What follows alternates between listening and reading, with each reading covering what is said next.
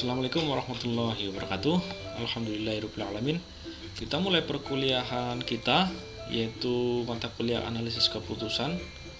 Pada pertemuan awal ini kita akan membahas sedikit ya pengantar dari analisis keputusan.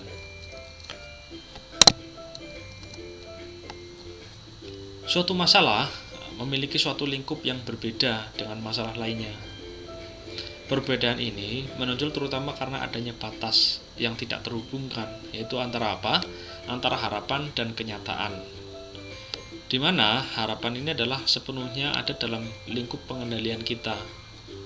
Sedangkan kenyataan adalah berada di luar kemampuan yang kita tidak mampu untuk mengaturnya.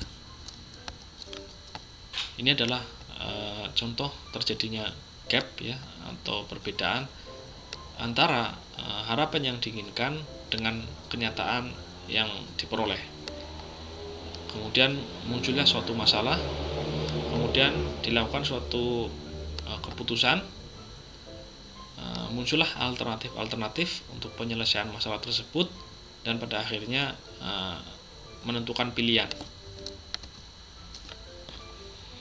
Analisis keputusan akan bermanfaat dalam menghadapi masalah. Dengan kata lain, masalah membutuhkan analisis keputusan karena masalah memiliki sifat. Ada 4 sifat dari masalah. Yang pertama adalah masalah selalu bersifat unik. Adanya ketidakpastian, jangka panjang, dan tentu saja kompleks. Nah, selanjutnya adalah ciri dari analisis keputusan. Apa saja sih yang menunjukkan suatu bisa dikatakan sebagai analisis keputusan? Yang pertama adalah tentu saja adanya pengambil keputusan. Pengambil keputusan tersebut belum dapat memutuskan tindakan yang sebaiknya diambil. Kemudian terjadinya penstrukturan analisa, ya, di mana dijabarkan semua alternatif yang dapat diambil terkait dengan persoalan atau masalah yang ada. Nah, yang ketiga adalah pengambil keputusan menjajaki besaran kemungkinan yang mencerminkan ketidakpastian. Yang keempat, mengungkapkan preferensi dari pengambil keputusan. Yang kelima, memilih tindakan yang terbaik, ya, dengan cara memaksimumkan harapan, ya, dinyatakan sebagai ekspektasi utility. Nah, untuk melakukan pengambilan keputusan, manusia dimodali oleh 3 hal. Yang pertama adalah kecerdasan, persepsi, dan falsafah.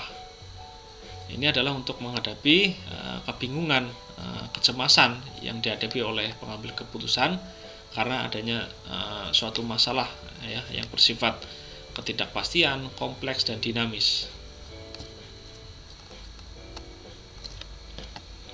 Nah, yang pertama adalah penggunaan intuisi dalam mengambil keputusan.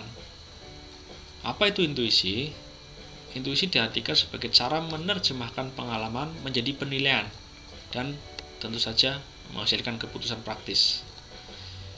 Intuisi adalah kemampuan mengambil keputusan dengan menggunakan pola yang untuk menganalisa apa yang sedang terjadi dalam sebuah situasi. Begitu mengenali pola, maka akan diperoleh pemahaman atas dasar intuisi si pengambil keputusan. Jika melihat sebuah situasi sebagai situasi khusus, maka bisa mengenali cara-cara khusus untuk memberikan respon. Nah, ini adalah model dari pengambilan keputusan atas dasar intuisi. Sebelah kiri atas adalah adanya suatu persoalan ya yang memiliki sifat ketidakpastian, kompleks, dinamis, persaingan terbatas.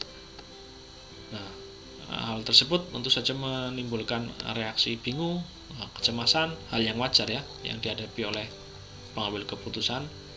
Kemudian pengambil keputusan atas dasar model kecerdasan, persepsi, dan falsafah. Pengambil keputusan berpikir pilihan, informasi, dan preferensi dari si pengambil keputusan. Ini adalah muncul rasa tidak enak. Nah, sampai akhirnya dihasilkan adalah keputusan ya, bertindak. Dengan hasilnya adalah puji, senang, celah, sedih. Nah, nanti berbeda dengan analisis keputusan yang lebih terstruktur ya, tidak berdasarkan intuisi. Nah, kita lanjutkan. Jadi analisis keputusan adalah gabungan teori antara teori dari keputusan dan metodologi pemodelan sistem. Ya, ini adalah kombinasi.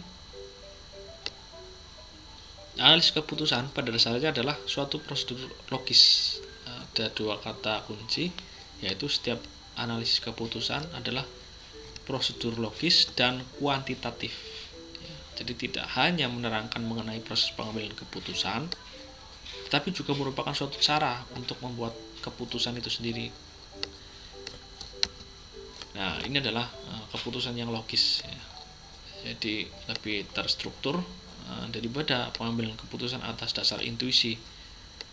Ya, masih sama, yaitu lingkungan timbulnya masalah ya, bersifat tidak pasti, kompleks, dinamis, persaingan terbatas, kemudian adanya model kecerdasan, persepsi, falsafah, reaksinya ini adalah bagian bawah.